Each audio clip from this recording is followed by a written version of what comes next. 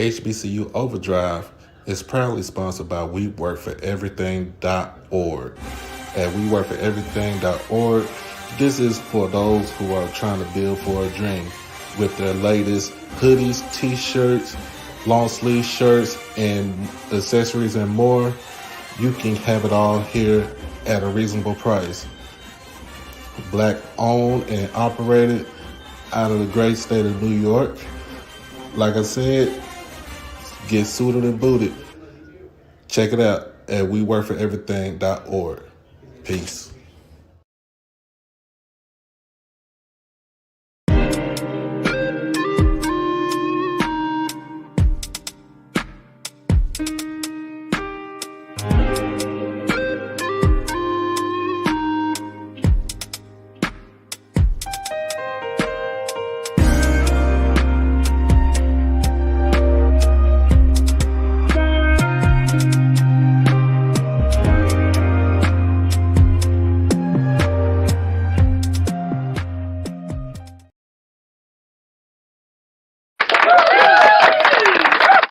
What's going on, everybody? What's going on? How is everybody doing tonight? How's everybody doing tonight?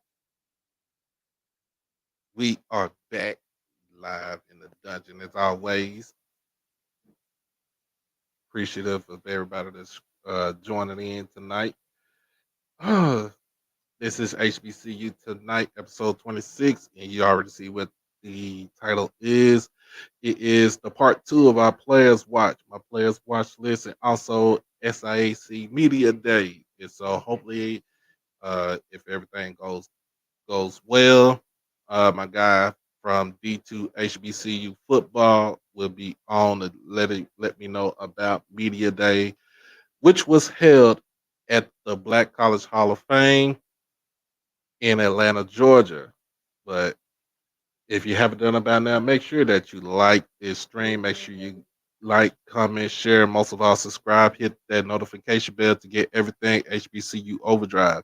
And also, if you want to go ahead and donate to the platform, all you have to do is just hit the Cash App, or you can hit me through Super Chat or Super Thanks. Either way it goes, we will get the money because we got to pay bills over here. And here's the Cash App link right here if you want to go ahead and do that. Let's see who's up in here tonight.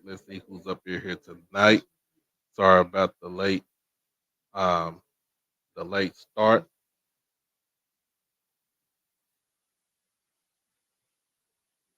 Sorry about the late start with everybody that's in here.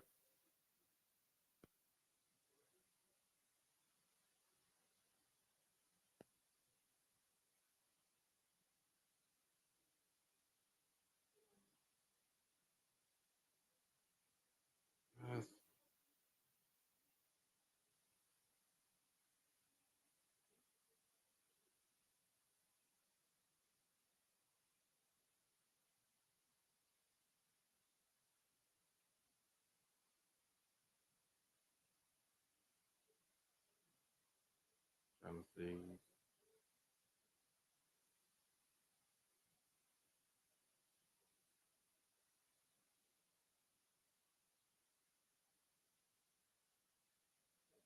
I guess it's a slow day tonight.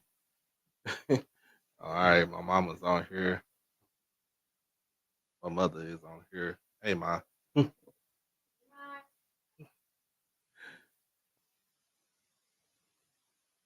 She said, "Hey, ma."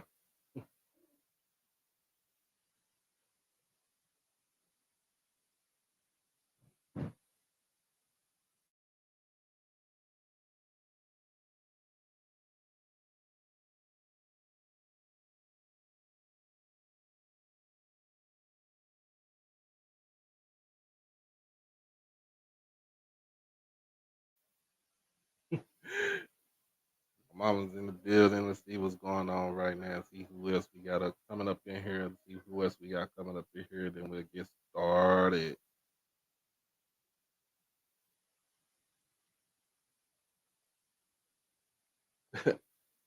Oh, we got Simona. What's going on? She is right here looking at the man child. directing the man child of how to cook in the kitchen.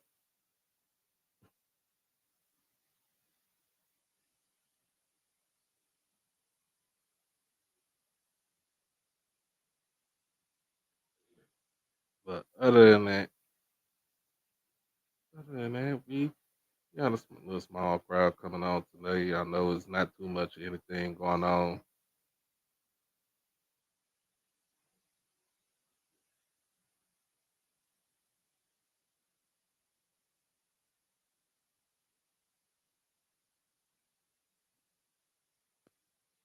But yep,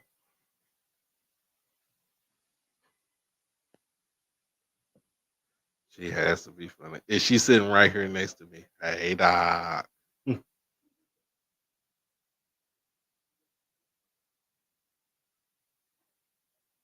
But yeah, we are here. I'm trying to see if my guy gonna be in here tonight.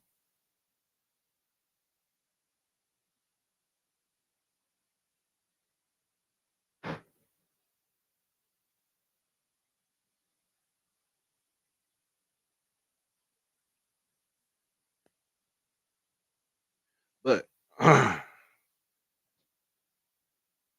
but you know what? We gonna keep it moving. We gonna keep it funky. But yeah. So today was the SIAC Media Day. Like I said, this was held in Atlanta at the Black College Football Hall of Fame.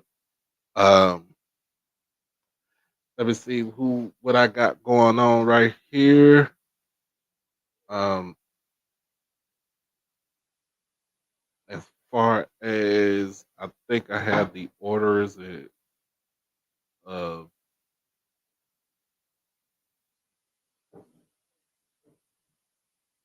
who they got as far as um,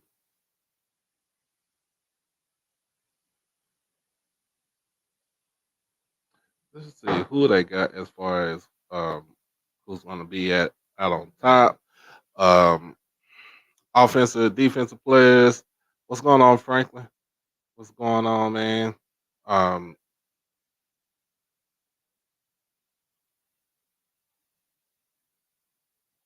I know they said I think Berry is going to be up for uh, Coach of the Year preseason, Coach of the Year in the conference. So there's a lot of things going on.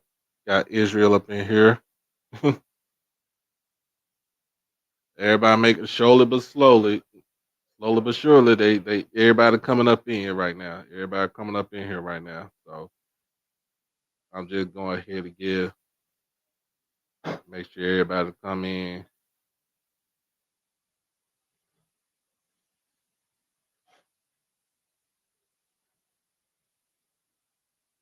Let's see.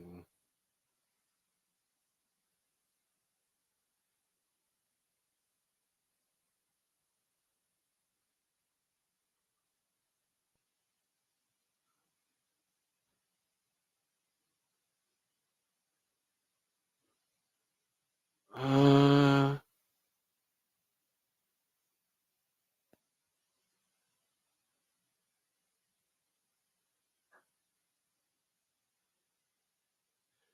but yeah. Other than that, man, look, we just gonna go ahead.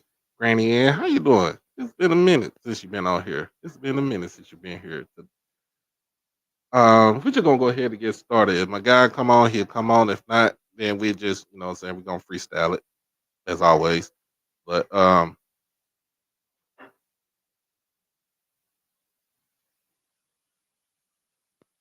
But we're gonna go ahead and get this thing, get it get it moving and going. Um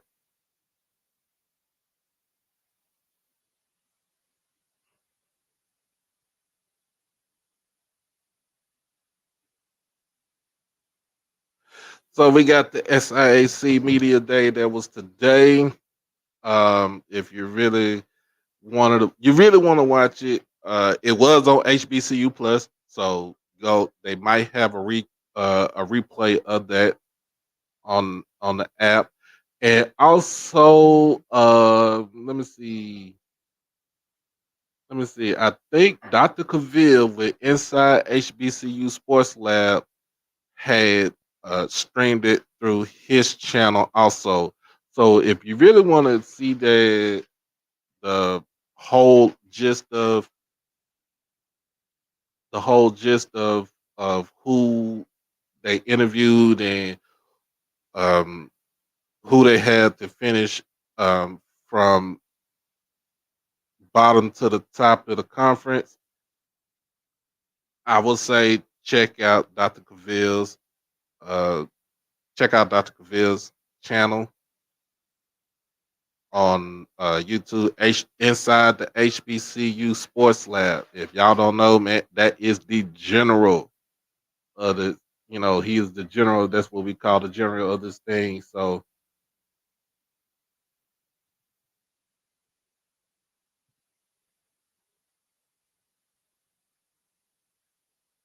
but other than that, man, we gonna get it. We gonna keep it going. And I'm just gonna be honest with y'all. We gonna talk about this earlier. We're gonna talk about this later on too. But we got. Let me see. I don't know. I don't know. I haven't heard anything back from the conference. Uh, I did my. In fact, um I did my application in May when I emailed the um associate commissioner, associate commissioner Andrew Roberts. I emailed him back in May. He sent me the link, the link to go ahead and fill it out. It's July the 12th, and I haven't gotten any word back from it. But I'm not even really in. I'm not gonna boohoo or cry over it if I don't get to go, because why still going to cover it from the humble abode, aka my house. But SIAC Media Day, man. Look, we got it going on right here.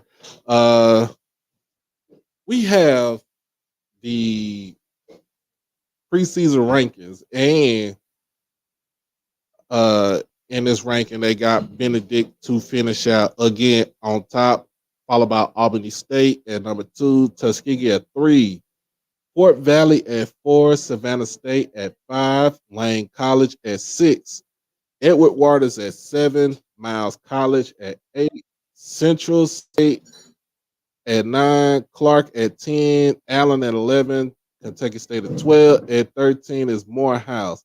And speak of the devil, I got an intro for my boy right here, man. He just slid up in here, so we gonna hold on, y'all.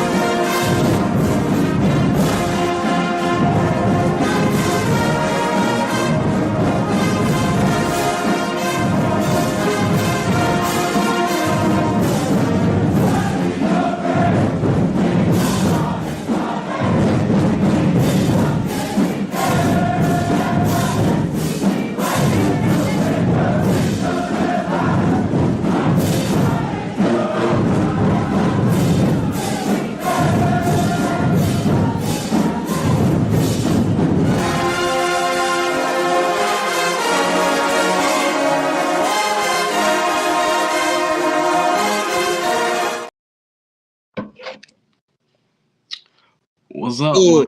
I had to do it for you, man. Hey, man, I appreciate it. I appreciate it. Man, how you feeling? How you feeling? I know you told me you texted me. You said you was getting over the flu in the summertime. Man, in the summertime, and it has been the worst I've never had a cold or anything like that in the summertime, and it has kicked my butt. I will say that. Yeah, man. That's one of them things that you really don't want to get in the summertime is the flu or the cold. Or the Man, yeah. But yeah, man. So give me a spiel about media day today for the SIAC. yeah. So I mean, it looked like a wonderful event. I'm glad that they had a lot of media out there. Even though I wasn't invited or got denied, but that's neither here nor there. Yeah. Um, yeah, but I couldn't have gone anyway. Now that I'm sick, so everything works out the way that it's supposed to. All right. But man, it was a wonderful event. The guys like they had fun, and so that a good way to kick off the season. All right. So like I said, um we got the order of how they feel. They feel like what the conference is going to finish out at, and they said that Benedict is going to finish out again at number one. And the only knock about it, I feel like, is who's going to be the quarterback.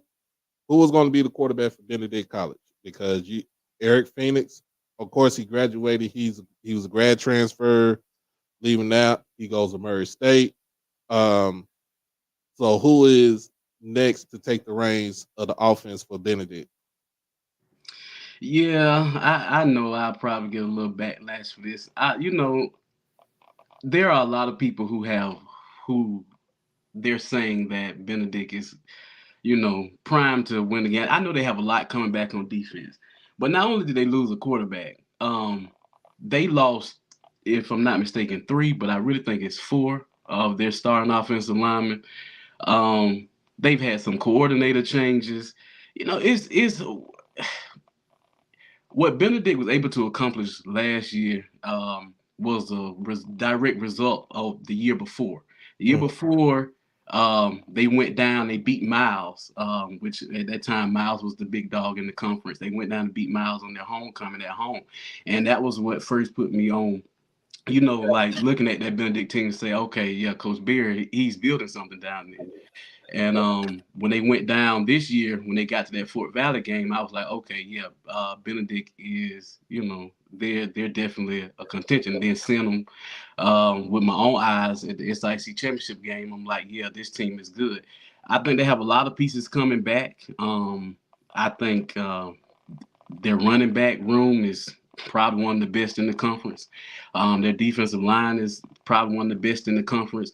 However, I think what people don't get about what we now have with Benedict, we have a couple of games that you can go back and watch mm-hmm. to kind of prepare for Benedict. You can go back and look at what Wingate was able to do to him. Right. And one of the games that kind of goes by the wayside is that Miles game. Miles defense, statistically, people can say what they want to say. Miles' defense was the best defense in the conference last year. Mm, There's not another defense that could have held up the way that Miles' defense held up with their woes on offense. And Benedict was only able to score one offensive touchdown on Miles last season. Now that score looks bad. I think it's like 3-20, but they lost. I think their defense scored on an interception and a scoop and score a fumble. But Miles really had the ability to shut Benedict down offensively. It was their offensive side. And also, you look at that game with Benedict and Lane, even though it was a mud fest and the mud was like 14-0. I think, I don't know if they had an offensive touchdown in that game. So you have some teams that played Benedict, you know, close, to the thing. So you saw some teams have some success against them. You look at Clark. Clark was even able to move the ball, running the ball on Benedict. So I think there's a lot of things that people have going on. This is conference not going to just lay down and let Benedict run the table again. But right. hey, So we got number two. You got Albany State. New coach come in. Quinn Gray Senior. Um, bringing in a whole slew of offense with him. To a team that was already. I feel like that was already stacked on offense. Defense was. I wouldn't say that was a key issue, but I know in certain times of the season, the defense prevailed in in in certain games. but um, I know they have the returning quarterback. I forget this kid's name, man, but Deontay, yeah, yeah, Barden, yeah. but he returns, and for Quinn to come in with his offensive expertise, how you feel the Albany State is gonna be as far as offensive wise? I just think it's gonna be growing pains. You talking about a team that has been run first all the way since the Mike White days. Um, they Albany State kind of dipped as far as like their level of dominance in the conference, but I think that speaks to the other coaching and the other coaches that are in the conference. Um, I was a little concerned to see who would go with Coach Gardena when he left. Hmm. I think Coach Gray has done a good job at holding that roster intact. You didn't see a lot of guys slip out into the transfer portal, but I just think it's growing pains. I think there's a culture. You know, when I look at Coach Gray, I like him personally from what I've seen and from how he interacts with his players and what his players have said about him. I just don't know if they're two. You know, I argue that Yeah. last year they was probably either the third or the fourth best team in the conference. But to just change and have them at two, I think it's just a slap in Fort Valley's face. To see them sitting at four, and then it pains me to say that because Fort Valley has drug us 2 years in a row in that Red Tail Classic. But you just have to respect what they've done. Not only did Coach Gibb do that in his first season, that was his first season last year. Fort Valley has had two new head coaches in the last 3 years. So for them to be as consistent as they were um, last season, I felt like that was a lot. They return a lot. Um, they lose Wilson, but their backs are their other backs were just as good. And you look at they got arguably one of the best quarterbacks, some would say the best quarterback coming back in Kelvin Durham. Right. They have one of the best, if not, I mean, you can argue that they have a say in who's the best defensive line coming back. Um, to me, if we didn't have divisions last year, the championship game would have been Benedict and Fort Valley in a rematch. So this season, I'm just looking like everything Fort Valley was able to keep their staff intact.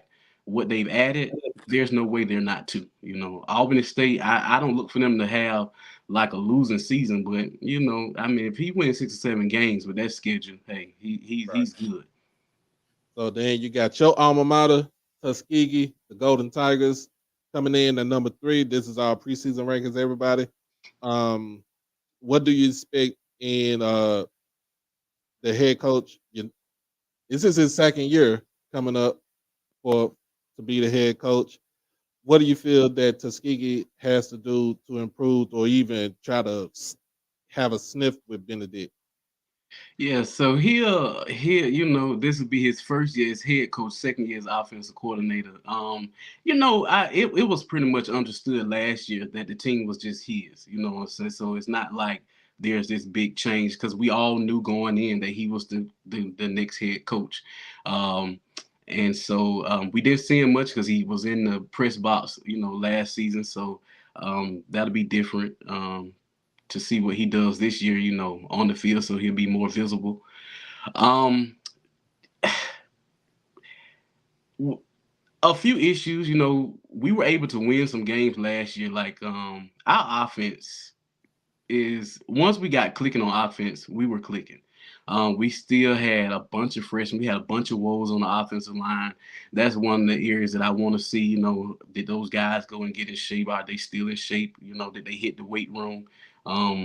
Not taking all those bad steps. My God. Um, Making sure that the offensive line is intact in our secondary. I think we had some questions in the secondary because teams could just throw on us. Like we struggle when the team decided to air us out. We caught it. Um, We called it. So just looking at that, I think our linebacker core is strong.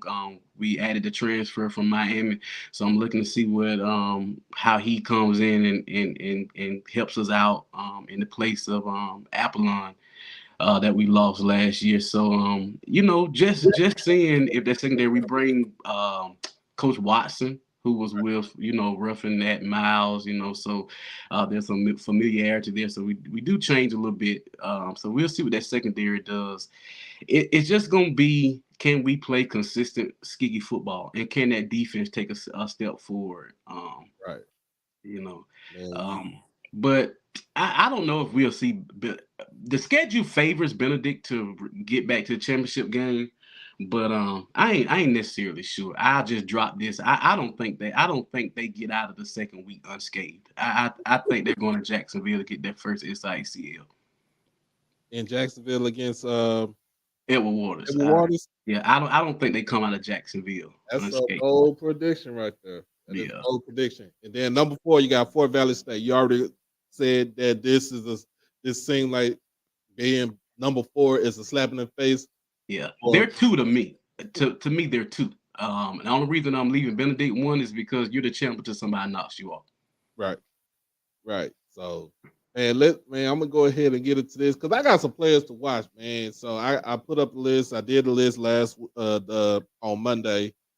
Um, after I roasted FAMU about doing what they, talking all that stuff, talking all that shit, and have to give them so they can hold this L. Because I'm gonna tell you this: you lose, we go.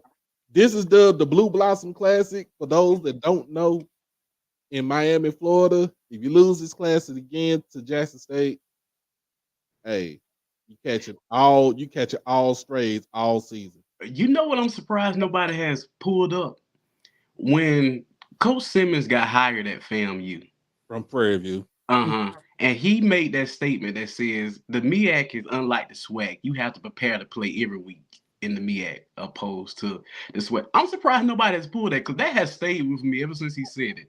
And when I found out FAMU were going back to the Swac, I said, okay, yeah, you might have to eat those words. So I'm just always curious why, no media team, especially as good as a media team Jackson State had, that y'all hadn't pulled that back out. So I'm gonna drop that to y'all for free. Y'all should go and find that. Hey, give it to me, and I'm gonna pull it up. Because I got my my my partner in crime that we do our shows on Saturday night. She loves D. She's extra petty. Oh yeah, I'm she. medium. When She extra I tell petty. you, I'm medium petty. every school needs her though. When she when we have our run-ins, it's nothing but love for me because I like people who support their schools, and I know she kind of rubs some people the wrong way, but hey, it is what it is. When you're winning, talk your talk. When we all eat crow and sometime, but it is what it is. Yeah, you sent me a picture earlier, man. Like, dog, come on. I don't want to see that. Bruh. But you know what? I actually came across that picture a couple weeks ago. Actually, a Jackson State alum drew that, and I thought that was really dope. I collect like those type of drawings and graphics Yeah. over the time. So I was like, wow. And I actually plan on trying to get him on the Twitter space because he does a lot of drawings like that. But he's a Jackson State grad that actually drew that. Okay, man. So yeah, we're gonna jump up into this right here. We got players to watch as always, like I said. And I put this together while I be at work, but I be bored as hell. You know what I'm saying? Nobody coming up in my shop. So I just have all day to do, you know what I'm saying, slides. Do slides and stuff. But man, the first person I got on my list right here is Kelvin Durham Jr. We talked about him. You just talked about him from Fort Valley State. And other than the QB from Albany State, he is the most proficient starter that's in the conference. Yeah. Talking about a kid that was a redshirt freshman last year, uh, completion over 60%, 16 touchdown passes, 4 interceptions, so he does not turn the ball over. Also run the ball for 250, over 250 yards, 3 touchdowns. And the crazy thing is, he got a reception. He got a reception. Somebody threw the ball. Whoever threw the ball to him, he snagged it. But looking at this kid, like 6'2", 6'3", 195, 200 pounds.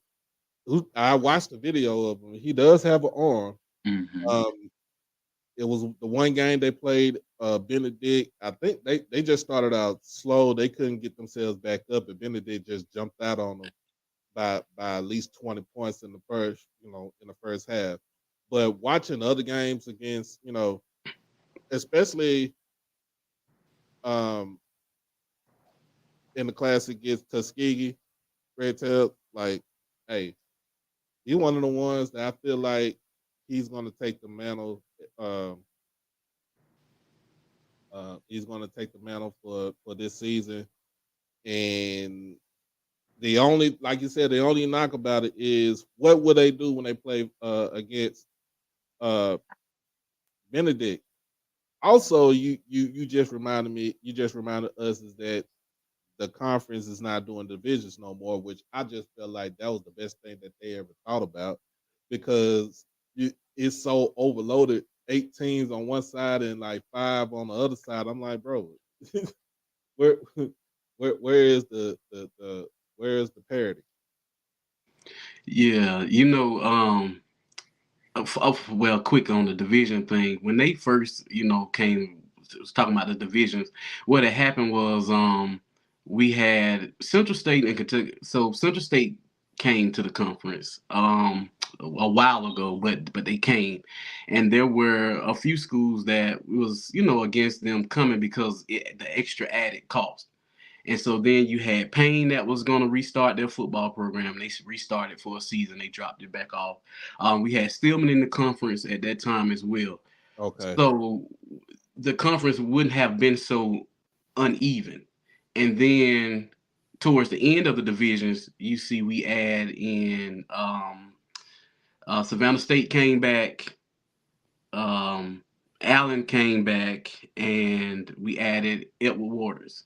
So it was like those three teams came, and you really can't just. And it was like the teams that came. If you're Central State, you're not gonna want to be on the side with Edward Waters because all those trips are so long. To get from Central State to Jacksonville, Florida, like those are Yeah. some long rides, and so the conference is really spread out. Um, I like the divisions, even though I was under the impression that when they went to the divisions, it was to try to help us as far as like getting representation in the playoffs Mm-hmm. because it was just so hard to schedule. But I still see teams, were struggling to get those games. And then most schools have decided that if we get to the playoffs, we get to the playoffs. But they've taken the money route. So you see a lot of schools with 2 FCS team games. Tuskegee, of course, we're out of contention for the playoffs. So of course we'll add FCS teams. But you see Miles has 2, Lane has 2. So you start seeing schools deciding instead of them playing another D2 team to give them the edge in the playoffs, they're taking the payday. Mm-hmm. I mean, with Tuskegee, I feel like with Tuskegee is is it's imperative that y'all play the Alabama State and the Alabama A&M. And I feel like as far as what I saw and what you telling me, I think they're gonna catch either one of them teams slipping this season. Normally, when we put 2 SWAC teams on the schedule in the year, yeah, we get both of them. That's just history. Like when we put 2 on the schedule, we get both of them. Hey, And yeah, I'm, um, I'm gonna say it like this: you beat Alabama A&M, you're gonna shut Connor Maynard up for a whole nother season. He's gonna be pissed. they got to get past Lane. I'm gonna be for real. I'm just gonna be honest with you. Um, the style, okay, so historically A&M has been a problem for Tuskegee, and one of the reasons they've been a problem with us has just been A&M's sheer size. Um, is like we were able to like catch Bama State because there's just so much, there's just so much animosity against those two schools. You know, it's a friendly, it's a family type animosity. Right. But with A&M has just historically been a problem with us, but we catch them slipping, you know, every now and again. And we normally play them close. You know, you look at that, they were just coming off that Swac championship, and we went 3-8, our worst season in 30 years. They beat us by 10 points, you know, and everybody had us like a 40-point underdog. So it's not like we don't compete well with them. You know, I know a lot of people, the cupcake comment that he made, you know, I don't know what he was thinking about, but before they get to us, they have a lane. And just the style of play that Lane has, ask Tennessee State. Like that's I watched that game. you know, I watched the game too, and I was like, yeah. bro, but the thing with the Tennessee State game was that Draylen was already beat up from playing Jackson State in the Southern Heritage classes, so he wasn't even 100%. I think he was going at least like 50 to 60%, and he still couldn't stay in the game. Even though it was a 1-point loss, it was still the fact that you lost to Lane College. Mm-hmm. I mean, and a bad call from a ref, and they had UAPB beat first game. Yeah. But Lane has played UAPB close because just the offensive kind of, you know, run shoot type offense that Lane, you know, kind of has.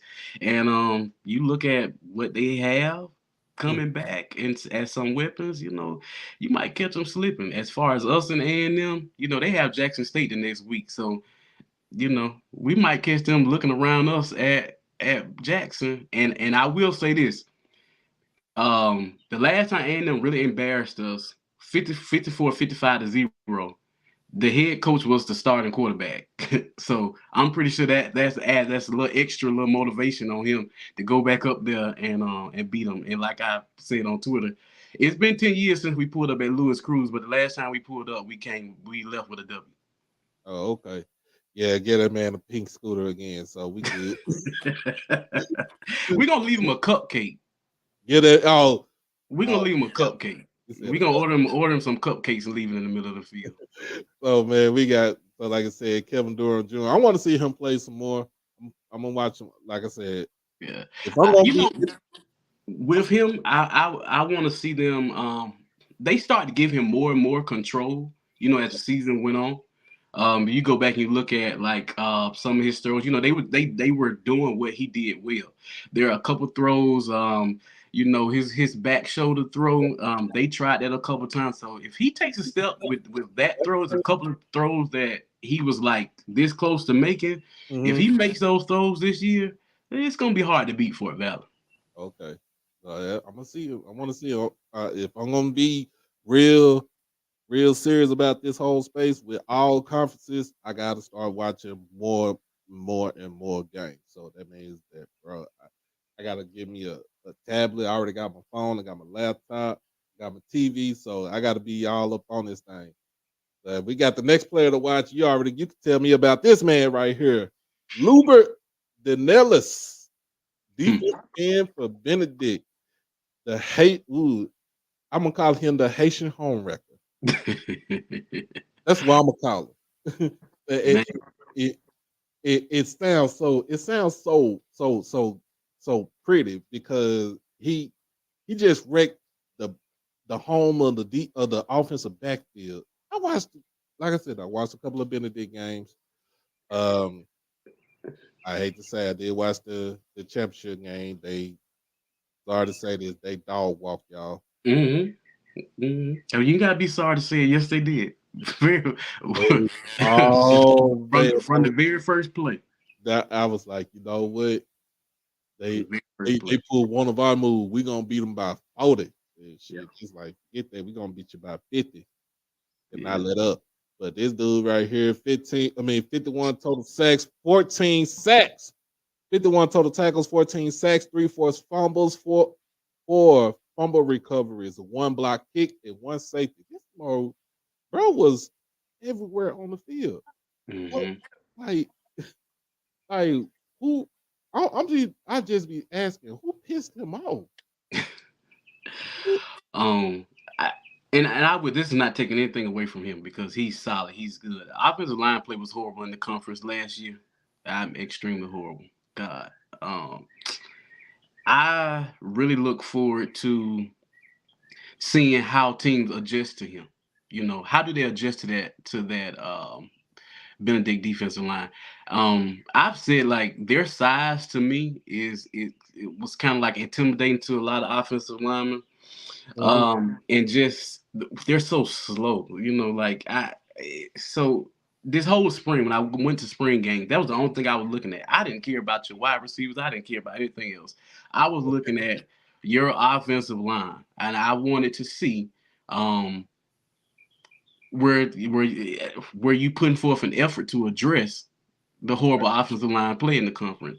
So you know, I think there'll be some opportunities for some more guys on that line to step up because I'm pretty sure they're gonna double him. Like it's just enough film out there now to say, all right, look, he's not gonna beat us. We'll let somebody else beat us. Um, so we'll see. I think he's due for another big game. If his numbers do drop off a little bit this season, it's mainly going to be because of how teams are going to double him. They're not just going to allow him to isolate. I've seen teams since it's the third quarter, they still letting him go 1-on-1. Which why are you doing that? Like he's beat your man every time. Like who came up with that? So we'll see, but he's a beast, man. And He's a he beast. is preseason defensive player of the year. This is who they choose as defensive player of the year for the conference. So he has a bullseye on his back. Pretty much. Yeah, so I know he's working on shredding those double teams right now because that's he gonna get Yeah. every game. Mr. Ford, how you doing? Hey, how's it going, man? I'm good. We just talking about SIAC football and I'm listening. I've been listening. oh yeah. So let's see, so for the folks in the MEAC that say I don't talk nothing about the MEAC, I'm gonna have to let people know. Elijah Williams, defensive line, Morgan State University. Play DN. I know they slid him in on the inside on certain downs to the D tackle position. But you talking about a guy that had 60 tackles, 19 tackles for loss, but he was in your backfield. 9 sacks, 4 QB hits, and 1 pass breakup. So we talking about an athlete playing on the defensive line. I watched some of the games that they played this past season. The one game he didn't look too good in was when they played North Carolina Central, and I think it was Bullock was going against him. He pretty much treated him like a stepchild. How tall is he? We looking at about 6'1" to 6'2", if I'm not mistaken, 260 pounds. And he fits Damon Wilson's defense, the way that he wants to play the defense. So guys is quick on the line, linebackers float to the ball. Certain games that it was some games that they played, they could have won the game. I know against, I think it was Howard, they could have won. I know against South Carolina State, they should have won too. I think they did beat South Carolina State, if I'm not mistaken. I had to check to see again. But this man is a problem for your offense, for your offensive line. The 9 sacks, I'm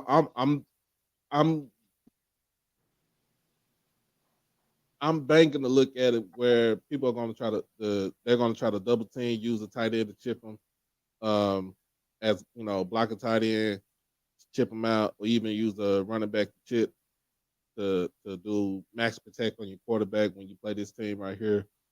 What do you think, Mr. Ford? With the kid from Morgan? Uh-huh.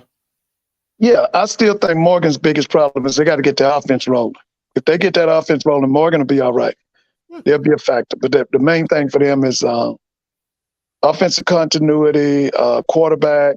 That's the main thing with Morgan. Because I tell people, the hardest thing is putting your offense together, not defense. Because offense is so much timing that has to go into it. But I wanted to ask your guest, how long does he think, in his opinion, how long is it going to take Aaron James to get Tuskegee back to those national championship days of Willie Slater? The expectation for them is high. I mean, they ready to be there this year. I think, but honestly speaking, too, like the rational folks, like we have some things that we need to do around Tuskegee, to make sure that we are competing. When you look at those Willie Slater days and those Cumberland days, Right. you start talking about the conference itself has elevated with even just the amount of coaches. I'm always talking about how at one time Tuskegee was like the only school that had 8 full-time coaches. You know, now you see those other schools investing in their programs. And so Right. now in order for us to remain or to return to that top, there were some investments that need to be made. And so under the current AD, and of course, you know, we're doing some upgrades to the facilities that should have been done. Those guys deserved much more than what we were given. And so you just see those upgrades that we needed in our plan, strategic plan, even getting our assistant coaches' salaries up. You know, like that's something. A position coach at Division II, you know, that salary is low. So in order to get top talent to remain to compete the way we want to compete, we got to do those backdoor things, the things that are not so glamorous. So I mean, he has time. You know, I give him. I mean, this team that he has coming is still young. Mhm. So next season, I mean, I expect us to be undefeated next season. I'm just gonna tell you. But Well, let me ask you this question. How long will it be before they put lights into that's the Alumni Bowl, isn't it? yes. When do you think they'll put lights in there? So there is a push now for likes to raise the money. I would like to see us approach that a little bit differently. By having an engineering department, I hope, and I'm sure AD Ruffin, I mean, he's bright and he has a vision about how we go about doing it. From a figure that I heard, I'm not really sure of this figure because we not only want to light the football field up, we want to light the baseball field up because it's really impacting the baseball program more so than the football program. Um, you know, we should have had them. We should have had them now because even with the new rules in Division II about how you can practice and the acclimation days and stuff, is making us have to break down practices in ways that we haven't had to do before. So I think that's one of the urgent things. But maybe in another year or two, you know, I hear that the whole cost is about $2 or $3 million to light everything that we want to light. So. Whether that's, you know, that depends on the upper level, whether they want to invest that level of money, but hopefully we can get the money raised and get them. Right. All right. So we got the next one up here, right here. Jerry Hunter, all-purpose back, Howard University. 127 rushes, 627 yards, 5 touchdowns rushing, 240 yards in receiving, 2 touchdowns receiving also. So you got a guy coming from, you know, that's in a pretty much a loaded backfield, including with Eden James, who had a significant jump as far as um, playing time with Howard. And this before you always talk about this. That Howard's going to do that Howard has to do is make sure Quentin Williams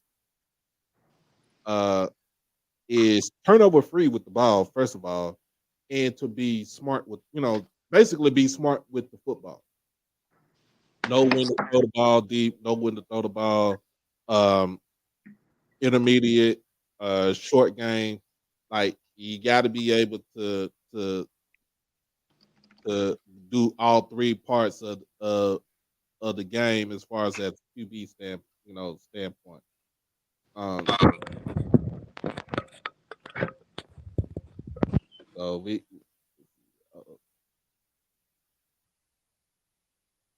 Doc, I think I'm in twice. Take me out. got Take you. me out. All Oh, right, thank you. all right, you good. Yeah, Howard has a lot of good players. They got some outstanding players. My thing is, you know, you and I done talked about this, Darren. It's all about that quarterback position. I think they got to simplify for Quentin Williams. I Yeah, think he's a 2 progression guy, and I think they need to turn him loose and let him run. right, But standing in the pocket, that's not him. Right. So yeah, man. With Quentin Williams, like I said, you don't know what you'll get. You get somebody who could throw for about 250, 300 yards, 3 touchdowns in a game, and then you'll get a guy, or you can get the guy that can throw you out of games, going like let's say 11 for 30 something and 1 touchdown and 3 interceptions. Like he can literally throw you into games or throw you out of games. I'm waiting to see how, because I'm not convinced about them being a championship contender. But I want to say again to your guests, I'm so happy that Tuskegee has both Alabama State and Alabama A&M on the schedule. But let me ask him this question, and it's if you had the choice, if Tuskegee could move up, would you want them to join the Swac or the MEAC?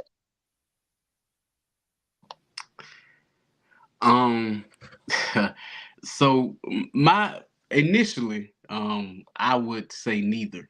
I did want Tuskegee to move up, and at the time when I was really on the bandwagon about moving up, I was really harping really hard on that independent route. I know a lot of people are against it. They say that's a lot. But Tuskegee also has some interesting rivalries with North Alabama, who they had went D1. You got Samford. So we could literally play an Alabama schedule and not have to go a million miles away until we got our footing correct, right on that level. But I don't know about the MEAC, the traveling the MEAC. I've said openly that if Morehouse was to go with the MEAC, I would be okay with Tuskegee going with, if it was a package deal with maybe Tuskegee, Morehouse, and Clark, just because of you can sell that whole academic thing, like from a marketing standpoint to me. But right now, I think I think the Swac is good. I think they have a good solid. I don't think that we would maybe we would get lost in the shuffle, going to the Swac. But one day I look forward to us going D1.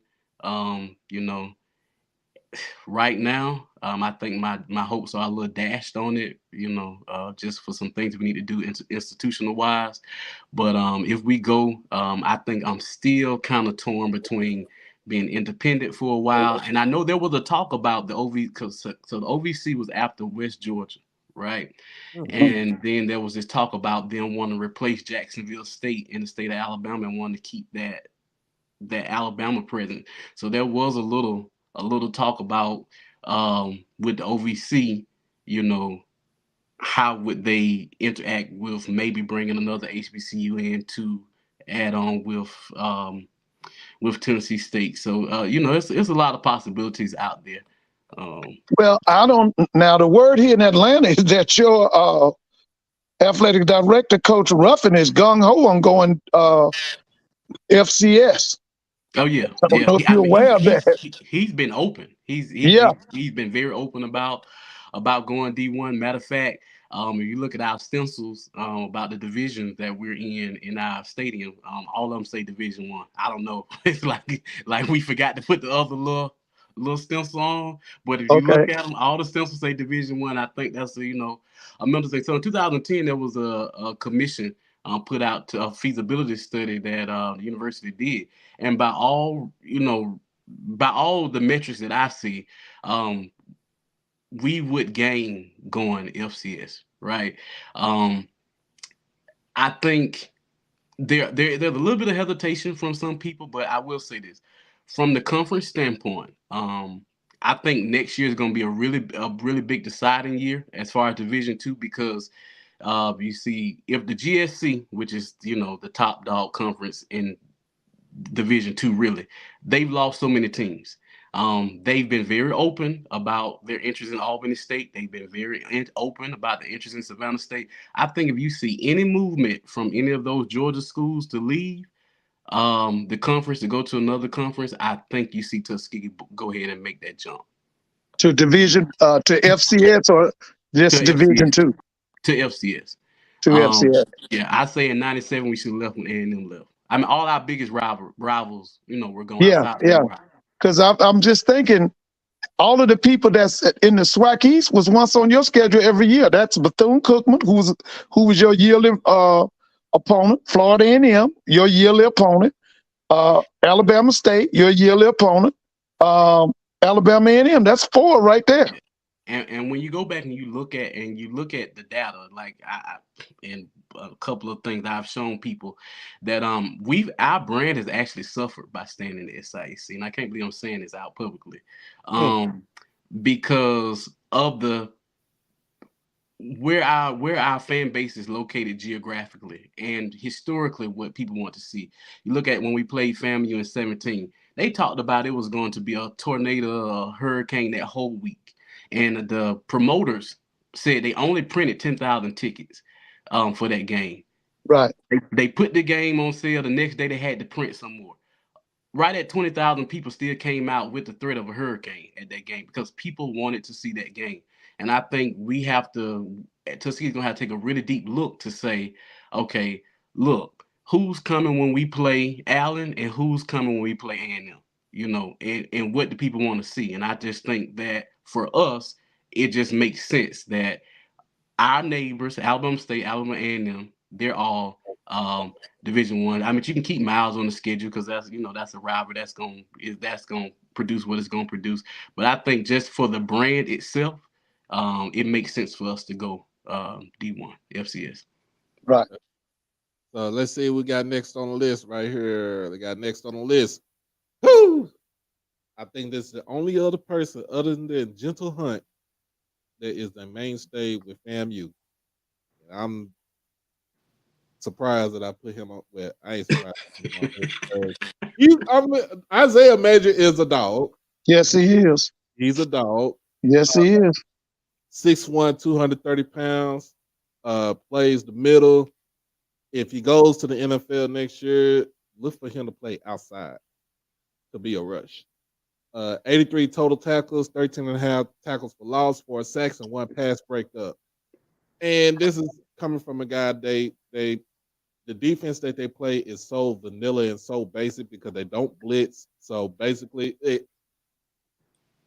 he can rack up all the tackles that he wants to, because they can flow to the ball because the defensive line is handling. But I'm gonna just say it just like this for those FAMU people that's in the chat or that's watching this. He was a no-show against Jackson State. When I say, let me make an excuse for him. He was overpowered. That offensive line that Jackson State had last year was not only beating those guys on that front 4, but they were going to that second level and wreaking havoc. Now, basically, to be honest with you, that Jackson State offensive line against FAMU's front 7 was really D1 against Division II. That's what that was. That's what that was. Bro, did you just hear that? No. He called. So that's an excuse for him. He called FAMU's front 7 D2. Man, I ain't never heard nothing like that. Yeah, last year it was D2. Now they did struggle with a D2 team, but I'm gonna stay out there. They sure did. The first half, Auburn State beat they behind. Get him. I don't care. And I would tell them that if you look at the GSC, the Swac has 2 GSC teams on the schedule this year. Mississippi Valley goes to Delta State after Delta State whooped them at home last year. So That's one that I'm expecting the Swac to drop. And that West Florida team is not to be played with. Right. They were national champs, 2 years ago or 3 years ago? 3 years ago. And, 3 years ago, yeah. And they're right there in contention. They have a quarterback, they got the guy from Florida, from Florida that was rapping like he's the quarterback, but there's no guarantee he's gonna be the starter because they already had a quarterback down there. They had a guy that could definitely do the ball. So they got to be on it because I would hate for them to lose that home game winning streak to that D2 team. Yeah. Ooh, it is And early. that's early too. And is that September? Yep, early in the season. Yeah. I And remember them And they're looking playing forward. Bethune-Cookman some years ago, and it was a tough game for Bethune. This was when the Jenkins era was going on at Yeah, but Bethune. they played Florida Tech. Oh, that was Florida Yeah, Tech. Okay, that was that Florida I'm Tech. sorry. They That no was longer Florida have a Tech. team, Okay, but that was when Bethune was strong, and Bethune barely inked by, and they were not a top GSC team. They were a middle of the pack GSC team. So right.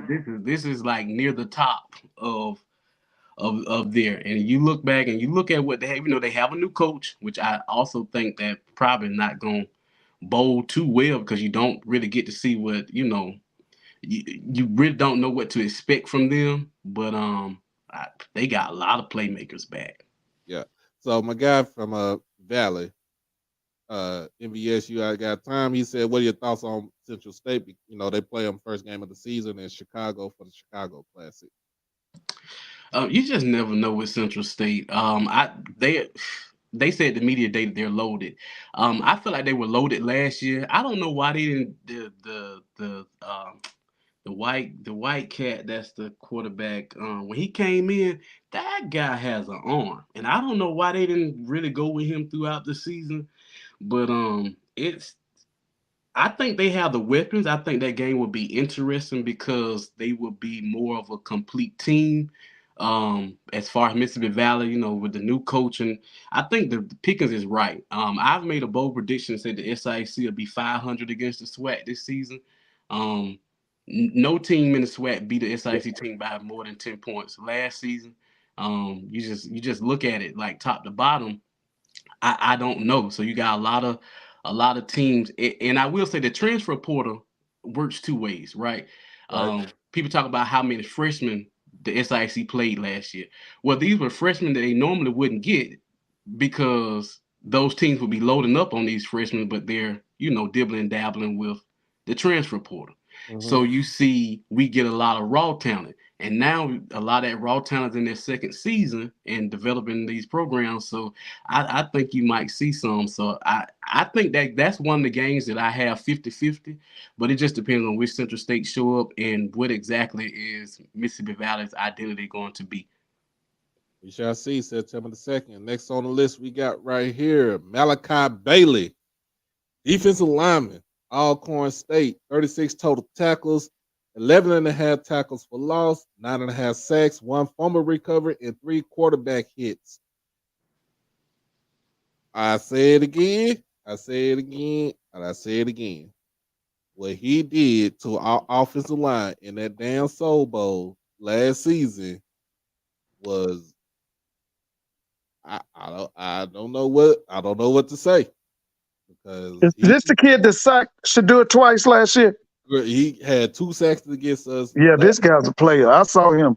Yeah, he's a player, man. He This just needs some people to go along with him. Yeah, he is a player. and He was more like a defensive end type. You could put his hand in the dirt, or you could stand him up. mm-hmm. And he been Yeah, I remember him. he been in the lab too, getting his defensive pass rushing skills, getting getting a better feel of use with his hands, being violent with his hands. He is one of those guys where you have, like I said, you have to chip this dude. You have to put a tight end on this dude. Yeah, You have to be pretty much in max protection when this man is on either side of the ball because he could play both. He could play on both ends. He could play both ends. He could stand up and be a outside linebacker in this Cedric Thomas defense. So, hey, I have high regards for this kid right here. yeah, I do too. My guy G from my guy G, he'll tell you about this. He can tell you a little bit more about this kid and what he's all about. But I just see it with my own eyes, my own 2 eyes, in certain games, especially the Stephen F. Austin game where he pretty much put Trey Self in a straight jacket. That is the quarterback for that was a quarterback for Stephen F. Austin last season. He Right. put straight jacket last season. Yeah, he was tough. He was tough. I remember him. He had a really great game against Jackson State. He was all over the field. And then it was times in the games in the season where it's like, what are you doing? They played Texas Southern for their homecoming. I was looking at tape and I'm like, what are you doing? Where is that tenacity? Where is that viciousness that you had in certain games? I guess especially like I said with Stephen F. Austin and McNeese State. I'm like, you're nowhere to be found. And hopefully he can get over that and get back to the point where he could be a dog on that defensive line for Alcorn. Because the defense, I feel like in a sense, the defense is going to carry the team up until whoever the quarterback is going to be.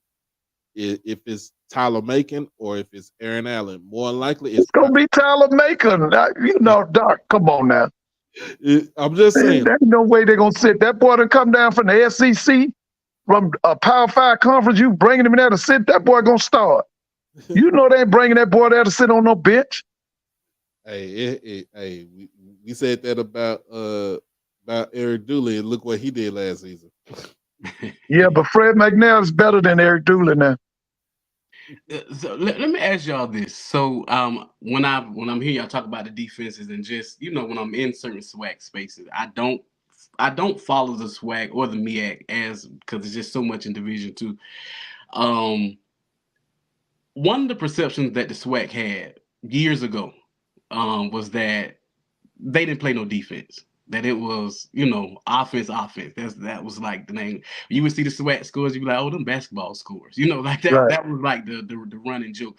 But lately, like when I look at Alabama State's defense in the past, I was like, especially when they had the really big guy that was at that nose guard position. I can't think of his name. His name Gaddis, wasn't it? I think so. But, I mean, he was a stuffer. I mean, and when I've seen certain Alcorn defenses, when I watch them, in certain games that I catch on TV for the SWAC, do y'all see like the conference going to more of a defensive, even they talk about FAMU's defense, like do you see the conference like shifting that culture to being a conference that's really stout defensively?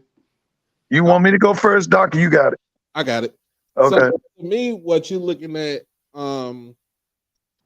because the offense, in the last couple of years, you could say where offense came about with Alabama A&M, where he had Akil Glass. The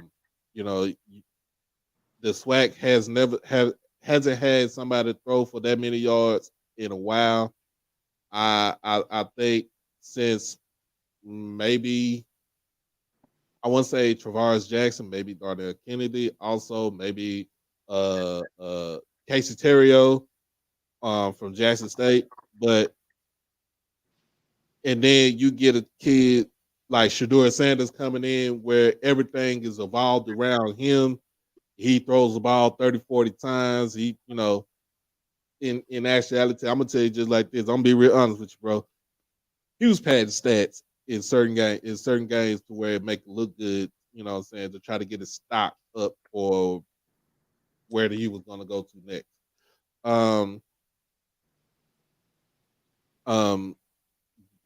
Looking at now everybody's keyed in on trying to stop a specific player, just a specific player. Like last season, everybody's defense was geared in the SWAC was geared to stop Shador. It's kind of like if you know how let's just put it in basketball terms. You know how teams when LeBron came on the scene, and then when he started going to the playoffs and started getting his, start dominating in the playoffs, teams tried to build teams tried to build their roster to stop him. Last season, teams tried to build their roster to stop Shador. It did not work for 12 straight weeks up until the Celebration Bowl, teams could not stop him. The only thing that stopped Shador last season was getting knocked out of the game late, in the fourth quarter against Alabama A&M in the Gulf Coast Challenge. And then you see how when he got knocked out, you see how the offense was just totally different when we brought somebody else in. And at the time, and then people spoke this, and I even agree with it. Prime did not develop no other quarterback. He only developed his son. He didn't develop the talent. He didn't develop Grayson Thompson. He didn't develop Peanut, Norman Douglas. He didn't develop none of his quarterbacks. He only developed Shador.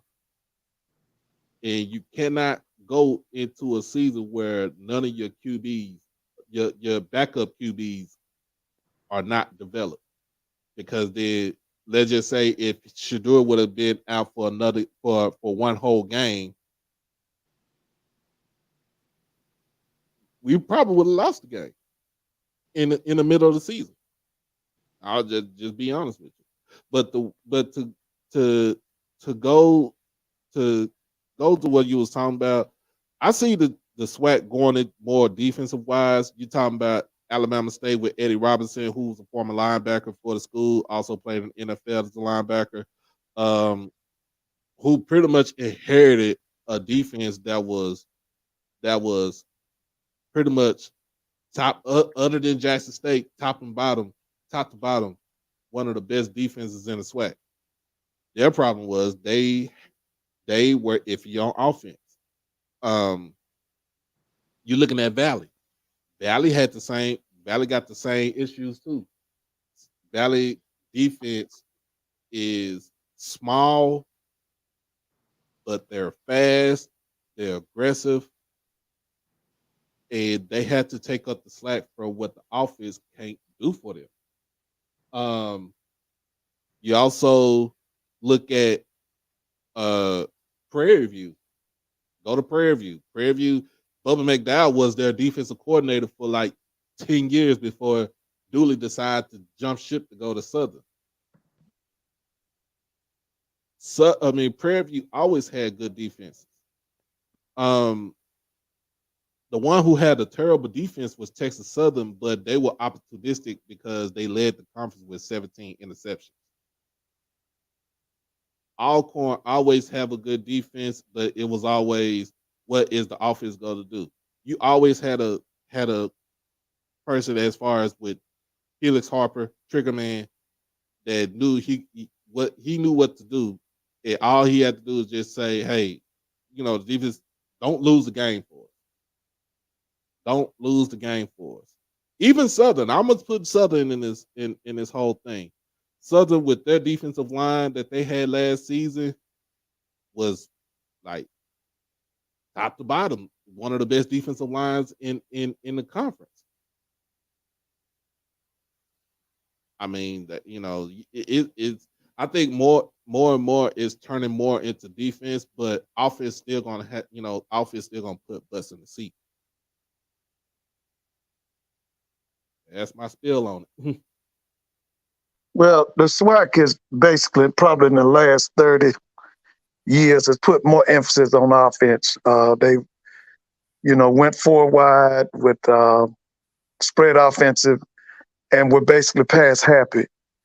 The schools or the teams who had the outstanding defensive staff, because that's been the problem in the SWAC. A lot of those defensive staffs were not top notch. I thought that when Dennis Thomas came into the SWAC as defensive coordinator at Jackson State, I thought automatically he was the best defensive coordinator in the conference. And so my thing is, offense is number one, but I think the defenses are improving. Doc, you are right. They are putting more emphasis on defense at Southern. I'm really happy with that addition of bringing in Everett Todd out there at Texas Southern. I think the guy at FAMU, they have a guy who once spent some time with Nick Saban. He's the defensive coordinator. I think the thing with FAM is not the X's and O's. It's personnel. Yep. They got to get the personnel right. Okay. And but just plainly speaking, the best part of SWAC football is the offense. Because like I said earlier, I watched it. It was Albany State and Florida A&M in that HBCU plus game last year from Tallahassee. Listen, the first half, Albany State dominated their defensive line. Albany State dominated FAMU's defensive line. Now they kind of, after they came out at halftime, things got better. But the first half, I just thought Albany State kicked they behind. I think that's one of the things, like for the SIAC as a conference, is our offenses were so bland, and that was one of the problems with Albany State. Like if somebody ever takes away your running attack, Yeah, you just did not have the skill players to, wide receivers to spread the field, to get them over the top. And that's just was one of their downfall in that game, because if Albany State could have completed a couple of passes, hey, that game could have, went another way. So, It would have been a whole different story. I think now what's interesting with the conference now is that you have this influx of new coaches that want to open it up. You know, yeah. Albany State going to air, going to that pass first, and Kentucky State the air raid. So it's just interesting to see, and I appreciate y'all answers, that insight. You good, man. Let me ask you this question. How much money? What's the budget at Tuskegee for sports? What's just how much money you spending on sports? The last time I looked, and if I was in front of my laptop, I could tell you for certain. But I know, like, as far as like football, is right at about 3, going on to closer to 4 million um, into the just to football alone. Uh, Let me see. When you look at the equity of sports, so um, probably the overall budget is Uh, probably about 6 million into athletics. All together, it's that was one of the things that when we look about going FCS was how much how much increase that budget would be. Because if it's 6 million, you're spending more money than Valley and Alcorn. Yeah, because that scholarship price, and the price of Tuskegee is total is how high it is anyway. Right. Uh, Would you be able to provide 65 scholarships if you win FCS? so in my opinion, they could. I'm one of those ones that kind of look at that from a different angle. A lot of that stuff is bookkeeping, it's bookkeeping notation. Uh-huh. I really believe that's not the problem. I The money people would make not be the problem. I think people make that the problem, but I don't see that as the problem. Right. Right. Let's I see. think one of the things, because Tuskegee was going to lead the conference, I want to say in the '80s, and I wasn't around then, but I've just only read about it. But there are some people that feel like because we're one of the founders of that conference that we shouldn't leave it. But to me, it's time to go. I can. Right. Let me see. Let me see. Next, while you do that, next on the list, we got Colton Adams, aka Bubba, linebacker, Alabama State. I had to put his numbers up against Aubrey's from last season, and I really had to say this. If people gonna be mad at me for this take right here, he should have been the SWAC Defensive Player of the Year last season. Y'all hear me? If people hear Yeah. me, Yeah. He was tough. I don't want to He make let was. He know. was tough. I think because Aubrey was on all, he was on an undefeated team last season, and the hype that Jack State was getting. This this kid right here was doing some things and on his defense that I don't think nobody else could do. You know, Well, both of he has a chance to do it now because hey, he's one of the big dogs in the conference. Was you think he's going to be preseason player of the year, defensive player of the year? he might be preseason. Because he can do it. I've seen that kid play several times. We Like I said, when he get there, he comes with an attitude, baby. we should see when the media day comes out for next week. So we got 128 total tackles, 12 tackles for loss, two sacks, as if let's be sacks if I'm not mistaken. Yep, and 3 passes defended, also 3 forced fumbles. So this is Bubba Adams is your prototypical middle linebacker. You talking about a kid that's 6'2", 230 pounds, and hard nosed, basically get in your face. He can float to the ball. Yeah, And he's only a redshirt sophomore. yeah. He's an old school type linebacker. He really is. He reminds me. He reminds me of Dick Buckets. Yeah, he coming down. He coming downhill hard and fast. He reminds me of a Dick Buckets right now. The games where we got to see him, you want to see him excel. Of course, they play Tuskegee, and they also play, of course, they play Jackson State for our homecoming, and they also he also has to excel when they play Alabama A&M in the Magic City Classic. Those are the games is that he has to excel in for them to even be successful. Now I'm gonna let everybody know this. They're gonna lose that. They're gonna lose to us at our homecoming. And Coach Erod gonna be pissed again. But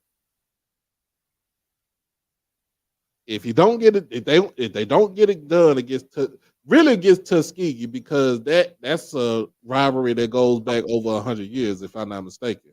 Yeah, 1890. Right. So you really cannot, you really can't wet your pants if you against Tuskegee, because they'll exploit you in that whole game. But I'm looking at him, like I said, I'm looking at him being Swac defensive player of the year this year. It's either between him or Isaiah Major. Now it could have been Kamari Stevens for FAMU, but he decided he wanted to jump himself back to the portal. It could have, but I'm not going. I'm just gonna leave it alone. I'm just gonna leave that alone right there. Everybody done jump down my throat the last day or two talking about y'all about to lose this, and it's just y'all lost half of your whole team, and I was like, whatever. I'm like, whatever. How do you feel about his coverage ability? Bubba's.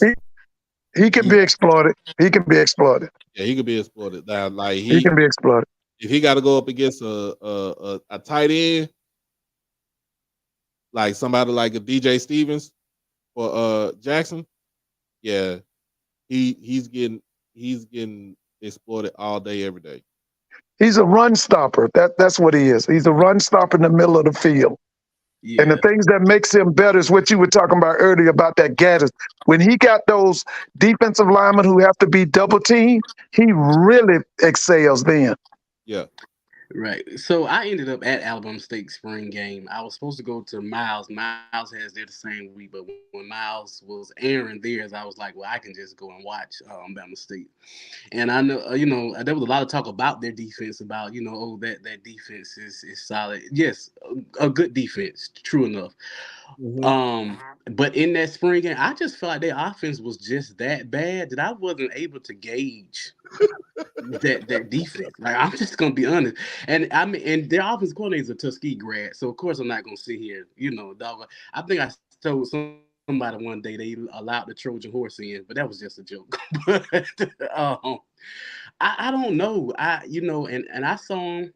And the few games that I did watching them, because I watched them when they played Miles last season. And I tell anybody, go back and look at that stat sheet, what Miles did to them defensively after Miles realized they were in the game. And mind you, Bama State had played a game prior to playing Miles. Miles had a first-time head coach on the collegiate level. Like, it was a lot of things going against Miles. And when Miles realized they were in a game, at about 4 or 5 minutes of that first quarter, because Bama State scored back to back to back to get their 21 points, and then it took them at least 6 more possessions before they even had a possession that they got positive yards. Like, Miles shut that down. Um, I don't even know if this offense is as good as the offense was last year for Bama State. Well, supposedly they made a change as far as the play calling and the lead person on the offense. It's no longer going to be Harry Williams. It's going to be the coach who's coming in from Pike County. Okay. He's supposed to be going to take over the offense. He won a state championship or played for some state championships. Now, Blue is really high on him. Okay. That's for the Bama State people here in Atlanta. All of them are saying that's the key to the season is the efficiency and the production on the offensive side of the ball. They're not really worried about the defense because for the last few years, the strong point of Alabama State's team has been defensive football. But the thing now is supposedly this guy comes in with a lot of accolades, and they believe that he can turn around Alabama State's offense. Yeah, that they're gonna need it. I was a bit concerned at the offensive line, but to answer your other question, according to Infinite Athletics, I think this is the 2021 budget. Total athletic expenses was 5.7 million. Okay. And you have how many sports? Let me go back and because I don't want to say, because I think we were supposed to be at one this year. We have 16 sports. 1, 2, 3, 4, 5, 6, 7, 8, 9. So we have 8 sports. So we would have to go to, What is it, 14 or 16? I 16. think it's 16. And so I'm of the belief that there are some other sports that we probably hadn't. You have a tennis team, right? Yeah, we have a tennis team. You I have would like swimming? to. No, we don't have a swimming team, and I would like us to venture out into the equestrian team. That's Oh, yeah. one of the things Okay. with the land, and there's always like this market. So of course, Booker T. Washington was big on horses. We have one of the Right. world. We have world class agriculture, veterinary medicine. We have the Oh, yeah. land to do it. It's like in Auburn. Right up the road, they have a top-notch equestrian program. So I just feel like there's some other sports that we can, dabble in. And of course, there's a lot of people want to bring soccer back because they were like, I Right. don't know why we got rid of soccer, especially with our international students that we attract to the university. So, um, You have a tennis team? yes, we have a tennis team. You have Yes. a tennis team. Okay. All right. Let's see what we got next. Next on the list. Andrew Body, QB for Texas Southern. Now, I thought he regressed a little bit last season. But looking at his stats, over 1,800 yards passing, 13 touchdowns, 6 interceptions, 56% completion. His rushing yards kind of dipped a little bit also, so he had rushed for 576 yards and 4 touchdowns. And we always talked about Andrew Body on the show. His mother is, what I'm saying, big contributor to this show right here. And she would tell you he needs to make better reads when it comes to his progression. because he's thought they need to upgrade that wide receiver room that too. from what But I saw I'm just last saying, year. yeah, but I'm just saying as far as for him, you know, he needed to basically kind of uh, work on his progression, not be too quick to take off to run the ball, um, just kind of stay in the pocket a little bit because I mean, like I said, man, you talking about a kid. They came in as the fourth leading passer in all of the state of Texas. Well, one of the things I think that's going to be important this year is that offensive coordinator lays out a plan whereby they do the things that are his strengths as a quarterback. Mm-hmm. Because I thought that they went backwards offensively totally as far as offensive coordination is concerned. I was really high on the offensive coordinator, Andrew Body's first year, but last year I saw some problems. Yeah, And I think that not only does Body have to respond or rebound, his offensive coordinator needs to respond and rebound also. and like when his freshman year he came in, like I said, nobody saw him play unless you're from the state of Texas, unless you're from Corpus Christi. Nobody saw this kid play. And when he jumped out on the scene, it's like, oh, this is something different. We ain't seen something like this since Devontae Kincaid. Ooh, Like, that's yeah, saying a lot right there, Doc. a lot, and it's saying a lot. That's saying a lot. But what I'm saying is, him using his legs and his arm, you had not seen anybody like that since Kincaid. Yeah, Um, Kincaid was a great game breaker. And the other thing was the 2 years that he was in the Swac, he took the Swac over. so I'm putting in like this. Um, I'm putting it like this. If you could give me 2,500 yards passing and maybe 750 yards rushing, I'm good with that. If you could give me 2,500 yards passing, 750 yards rushing, give me about 20 touchdowns passing, maybe like 7 to 8 rushing, I'm good with that. It and basically you keep it even kill. You got the running backs. I feel like they got the weapons at Texas Southern. Um, it's all about to me. It's all about how much has he worked on his progression, and then what, like you said, the offensive coordinator. What are you gonna do to turn it around this season than what you saw last season? Because when I'm looking at it, what I'm looking at from my eyes was last season, they were damn near a option, you know what I'm saying, a spread option team last Yeah. season. Well, let me just say this. I watched Dr. Kavir's show today. I watched the SIAC Media Day. I saw 3 coaches in the SIAC that would make Texas Southern a perennial power in the Southwestern Athletic Conference. The first one being that guy, Chennis Berry. The other one being that guy at Albany State, that Quinn Gray. And then the last one will be the guy at Fort Valley, that Gibbs guy. Sean If Gibbs. them guys, if they were to come out to Texas Southern, they would make Texas Southern a perennial power. I'm telling you right now, especially Chennis Berry because he already knows the SWAC, and of course that Quinn Gray because he knows the SWAC too. But Yeah. I saw 3 coaches today at that SWAC convention, not SWAC, I'm sorry, at the SIAC Media Day. Them guys are either going to go MEAC or they coming into the SWAC. Now, me personally, I want them to come into the SWAC because them guys right there, Gibbs, that Chennis Berry, and that Quinn Gray, them guys are some good coaches, man. Them some outstanding coaches. I would love to have them. And I would love for them to come to the SWAC.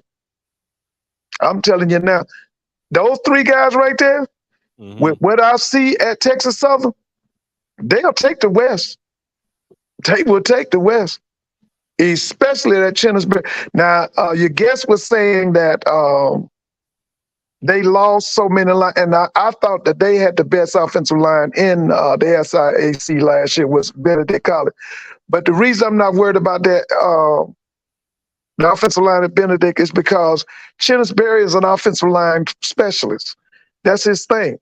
He's always going to turn out an outstanding offensive line. Now, the thing about last year was they were so big, they were humongous.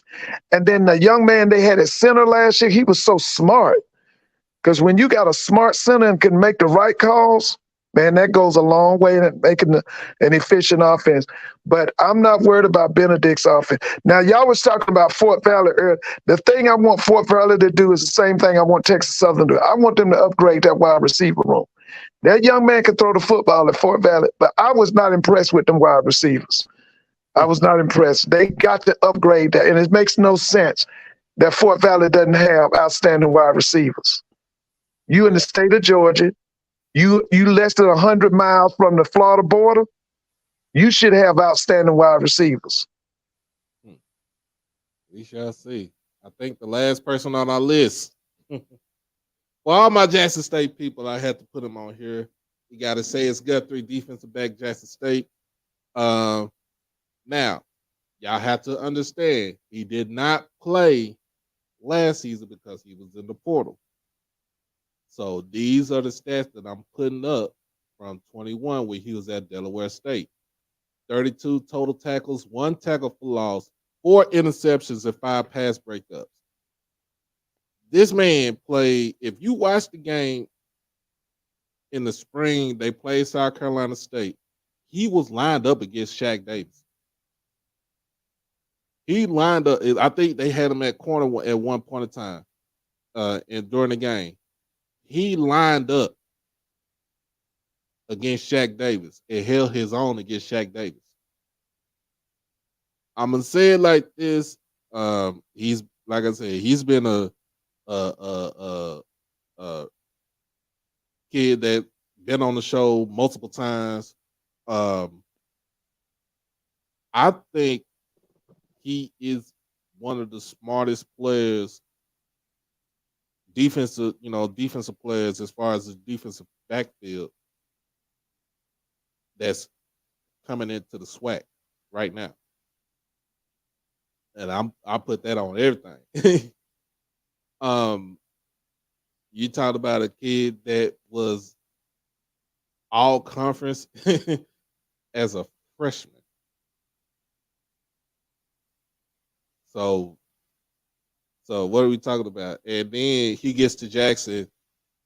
Not only is he replacing Shiloh Sanders, I mean, with Shiloh, he's a good player, but it's a way better upgrade.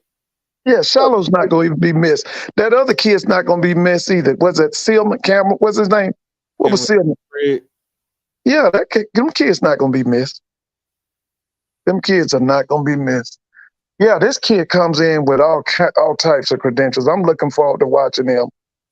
I saw some highlights of this guy. He can do a lot of things, man. Mm-hmm. He's can do a lot of things. And he is the quarterback of the defense. That defensive backfield, he's making all the calls. He's making all the calls because he's gonna come with a immense, you know what I'm saying, like wealth of knowledge to the defensive backfield. Not only do you got Keevrick Wiggins on one side playing corner, you got Jalen Hughes on the other side playing corner. Both of those guys can kind of switch out if they wanted to. Then you probably have Keydrane Callaghan coming in playing safety along with Sayers, and then you can bring in Batman as a safety too, from what I'm hearing, instead of being a cornerback. You can bring him back. So you can interchange that defensive backfield is interchangeable. Yeah, they can do a lot. What I like about him, I think this is something that's sometimes underestimated. Even when he was in that transfer portal, he was going around the school. When he picked Jackson State, it genuinely felt like he wanted to be at Jackson State. Yep. Like it wasn't for any other. Like it seems, and I see him like on Twitter when he's talking to the other guys, or when people enter that transfer portal, I'm like, yeah. When I saw y'all picked him up, I said, oh yeah. When you get a guy that's as athletic as him and they want to play for your school, yeah, hmm he's gonna make a difference. And then basically, like I said, when he's in, I follow him. I talk to him most of the time. But when it's somebody that's like you said, it's somebody that transfer portal, he gonna reach out to some. He gonna reach out to him. He's gonna do his due diligence as a unofficial recruiter to try to get players to come to the school because he knows that he feels in his heart that Jackson State is the right school for most of everybody, and to be coached by TC Taylor is the right decision for players now. That's the reason why I feel like people can everybody can say yes, we lost 20 some players in the portal. You know what I'm saying? We lost players that actually graduated, right? We lost a lot of those. We lost players, but the best thing about what TC Taylor and Coach Otis really did when they got on the job was to go out there and help retain the recruits that were initially going, were on the fence about, okay, can I go? Do I want to go here? To where to say, well, no, I'm actually going to go here. And to turn over that roster, this is the third year in a row. People need to understand this is the third year in a row Jackson State has turned over a roster where we got more to come in than we had, more to come in than we had to leave out. Like literally. I mean, Adrian, you can say 43 was in the portal. Guess what? We probably got like 60 people that came out, out of the portal from the high school range, JUCO, wherever. We got we brought them in. And that is the way college football is going to go now. Let me ask this question to your guests. What players at Tuskegee have pro potential, in your estimation?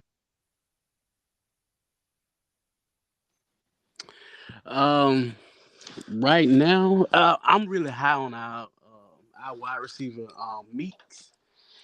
Um, What's his size? What are we talking about? he's 6'1". Uh, He's 6'1". He's man. They actually put him on second team. uh Inside. See, he was a freshman last year. He's a sophomore this year. And where's he He from? Where's he from? he's from Georgia. I want to say Metro Latonia. Atlanta somewhere? I think he's from Latonia, Georgia. Okay, from Latham. Uh What kind of speed in the 40? huh. What is this? I used to know it. Was that Hmm. I tell you what. When I look at it, I can tell you. But he has. It's not elite speed, but Uh-huh. it's pretty good speed. So he's been working. He's one of those ones that has been in the lab all summer, trying to improve on it. He's one. Um, I, so there's the linebacker. Of course, we always keep a linebacker that has somewhat pro possibilities. Right. Except when we go to those 5'10" guys, we've had a couple 5'11" guys to come through. They were good, but that size just was working against them. Right. Because for the last 2 or 3 years, we've sent a linebacker to the Canadian League. Um, Right. That's what I'm saying. In XFL, USFL, whatever. So, What so guys do you Vincent have? Hill, of course, people, I think Draft HBCU looked at Vincent Hill. What position is that? He's a linebacker. And he's from Uh, where? I'm not sure where Vincent is from. Okay. What's his size? He's 6'1". And about two. I think they gave him 220, but I don't Okay. know. I was Okay. looking at him today. I'm not really sure. I would like to see us. So we just got a full time strength and conditioning coach. Okay. And so I'm really looking to see once that program really takes off to see some of those guys go back to the way our players used to look. Um, I'm always looking at the transformation of our players, and I think that was something that has been lagging behind. So, like I said, we're so young, still young. We're really young last year, be young this season. Nobody really just pops off at me right now, to Right. be honest. Um, it's just it's a lot of little work that needs to be done. Just to get back to the days where we did have guys like the Drake influences and Right. You had a uh, Roosevelt Coleman. You had a kid named Frank Walker. yeah, yeah, Yeah. that's the hometown hero there, Frank. Yeah. Now I was going to ask you about. You don't play Albany State annually like you used to. Right. That's one of the things that when we went to the divisions, that killed that. A lot of people don't know, like before 2010, we didn't have divisions either. Right. And divisions only came about because of Payne and Stillman when they were, in the Payne and Stillman come, but when they added football. Um, I it's one of those lost rivalries. We had them in the white. They moved it to the Whitewater Classic. I like it home and home series with Albany State. I really don't like it in a neutral space. But I don't know with how it's set up because we have so many games now that's kind of like guaranteed because you know we have to play 8 game schedule. But right now, of course, that Morehouse game is going to be a lot because that's the oldest rivalry. Um, I'm pretty sure we're locked into that red, even though with a 3-year contract, they might Hmm. renew it again at the Red Tails Classic, and then we're locked in the Turkey Day Classic. So it kind of makes it hard to schedule Albany State, and especially with Albany State, they have Division II playoff hopes, Right. So it's like the mindset of them. So I'm not sure if they will forego wanting to add an extra game because for so many years it was we would just meet them in the championship game. Right. Okay. Uh, Who's your defense coordinator? Maurice, what's Maurice's name?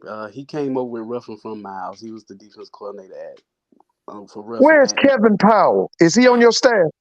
Yes, he's still there. Kevin Powell's like one of those fixtures that I think if you try to move Kevin, Kevin Powell is what has kept Tuskegee afloat during our little down period. No one had more control over that team. Those latter years with Slater, you could just look at the sidelines and tell that things were just going in the wrong direction. And it would be Coach Powell. If there was a problem going on the offensive side, it would be Powell that could go to the offensive side and get those guys straight. So, I think he's a permanent fixture. I think he was defense coordinator Slater's last year when Ruffin came in. He didn't make Right. him defense coordinator, but he is assistant head coach. All right. Okay. All right. Yeah. So, man, I appreciate you coming on here today, man. Talking about other conference, the SIAC. I got to get my boy Stephen Gate to do the CIAA because I think their media day is coming up next week, also, if I'm not mistaken. But Yeah. man, I appreciate you coming up here to talk to us about your conference and Tuskegee. And man, look, we ain't trying to take no L, just ain't take no L to no Tuskegee fans. Let's cut all that. We can cut all that nonsense, whatever. I don't care what you do with the Alabama State or A&M. It doesn't matter. Listen, we gonna have a love hate relationship with Jackson State after the whole taking Cumji for us because Cumji was our reviver. He came and revived the program when it had just fallen into the pits of hell. Actually, with Cumji left, and I don't think people ever got past Cumji. Cumji was really loved in Tuskegee. Yeah. But I guess it's even trade. Y'all produced Dr. Morris, and she has bought the university, bringing us out of the muck and miry clay. So, we have love with Jackson State. We have a connection that's gonna always keep us bound. All right, man. I appreciate you. I'm gonna hit you back up later on, man. All right, man. Y'all have a good one, and nice to meet you, Mr. All right. All right. So the last thing on the list we got right here is Mr. Ford, we got the Swac Media Day attendees. Um so for the Swac Media Day, for the attendees, Alabama A&M is going to send Donovan Eaglin, who's the running back, and Zarion Hayes, the defensive end. Alabama State is going to send Juwan Howell, the running back, and then also they're going to have Bubba Adams be on the defensive side. All corners going to have Jarvion Howard and Malachi Bailey. Bethune is going to do Jimmy Robinson as running back, and Omari Hill Robinson, who's the defensive back. FAMU is going to do Jeremy Musa and Javon Morgan, but it was supposed to be Kamari Stevens to go for a SWAC Media Day, and they had to do, once he pulled a big swerve on him, they had to go with the next best thing. And I feel like in a sense it could have been Isaiah Major, but I'm not gonna poo-poo on nobody's parade like that. Grambling is going to send Sunday out to Anderson and Lewis Matthews. They're both on defense. Jackson State is going to have J.D. Martin and Devontae Davis represent the school. Valley is going to have Jamari Jones, who's a quarterback, and Brandon Williams, who's a DB. And I thought Jamari Jones had left, but I guess he's still there. Prairie View is going to send Ahmad Antoine as a running back, and Keyshawn Johnson, who's the linebacker.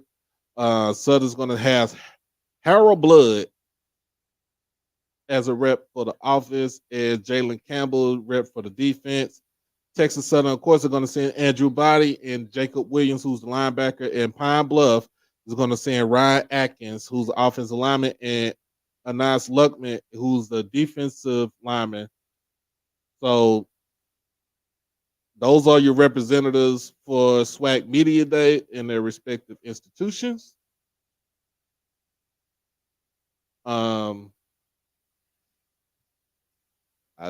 just have to say this, that Mr. Ford, you still there? Trying to get back on. Oh, you good. I hear you. Oh, okay. Yeah. I'm shocked that Alabama State's not bringing D. Davis. I'm not shocked. I'm shocked. I'm not shocked. But like I said, I was shocked having, like I said, Kamari Stevens was supposed to be a representative for FAMU as one of the attendees for Media Day for next week. And since he put himself into the transfer portal, right, they had to go with the next best thing, which is Javon, the defensive back. Like I said, I would have had Isaiah Major as one of the attendees with Jeremy Musa. You know what I'm saying? Yeah. That's who I would have had. That kid Isaiah Major can play, man. I've watched him. And I think he can play. I'm not saying nothing bad about him. But he can go. I just knew in certain games he was a no-show. Yeah, like I said, that offensive line for Jackson was so dominant in that Orange Blossom Classic last year. It wasn't even funny. Do the MEAC have a media day and when? I think the media day for the MEAC is next week also.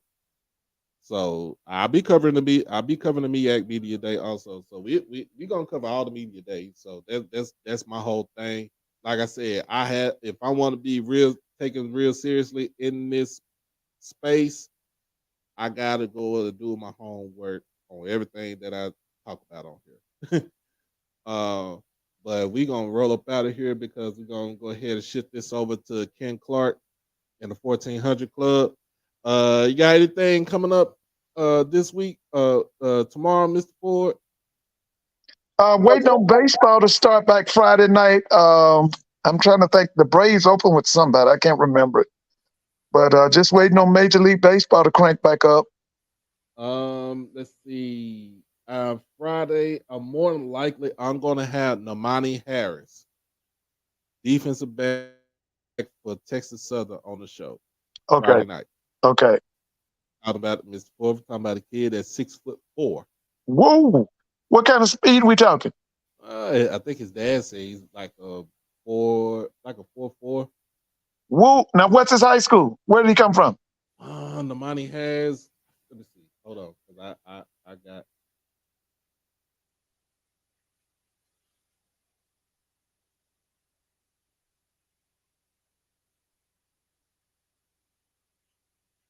Let me see.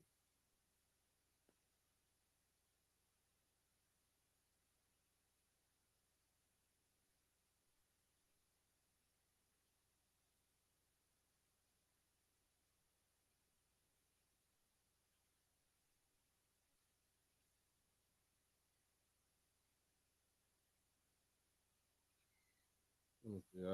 I'm still looking.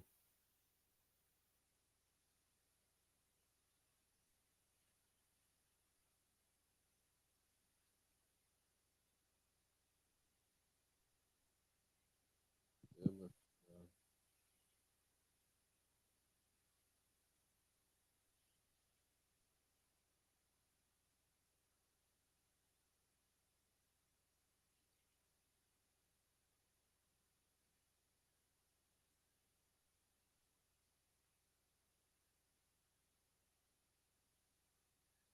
I'm looking. But I got his Lamani Harris. He's from San Antonio, St. Thomas More, which is Okay. Is it how much weight we talking? 200 pounds. But I think this one says he's 6'2", but I think he did grow an extra inch too. And he's starting this year? He should be starting on the other side this season. I'm gonna ask him all the questions. Ask him all Okay. the questions in the world. But we gonna get up out of here, y'all.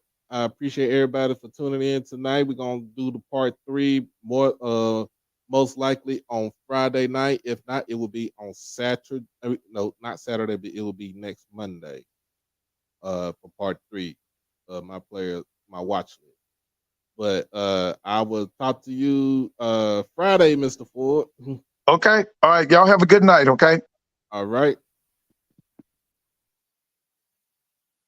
Appreciate everybody for tuning in. Make sure that y'all, if you are a JSU alumni or anybody like supporters, doesn't matter. You could be our worst enemy, but still support it. Jackson State. It's our day of giving coming up on Friday, so make sure that you got your pockets ready, and also if you want to, just go ahead and hit the Cash App to donate to the channel. Also, um, follow me on all social media platforms: Twitter, Facebook, Instagram, um, TikTok. Yes, I'm on TikTok. Snapchat. Yes, I'm on Snapchat. So you can follow me on all social media platforms, of course, on YouTube also. But we are out of here. Like I said, until Friday. Make sure that y'all come in on Friday. We gonna do the thing. It's gonna be a little bit longer show because Ken is them gonna be on leave. They're gonna take a short break, and you know what I'm saying, we gonna try to work some things out. But but man, I appreciate everybody for coming in. This has been HBCU Nightly with Doc Holliday, where all HBCUs matter. Make sure that you like the stream, comment, share, and most of all, subscribe. Hit the notification bell to get everything HBCU OverDrive. If you already head over to Ken Clark, let him know. Tell him what's up. Um, Other than that, shout out to my guy D2 HBCU football for coming on the show talking SIAC conference football and everything. So I appreciate him for doing that. But till then, y'all be blessed. Y'all stay safe and y'all stay dangerous. We are back in this thing on Friday night. Peace.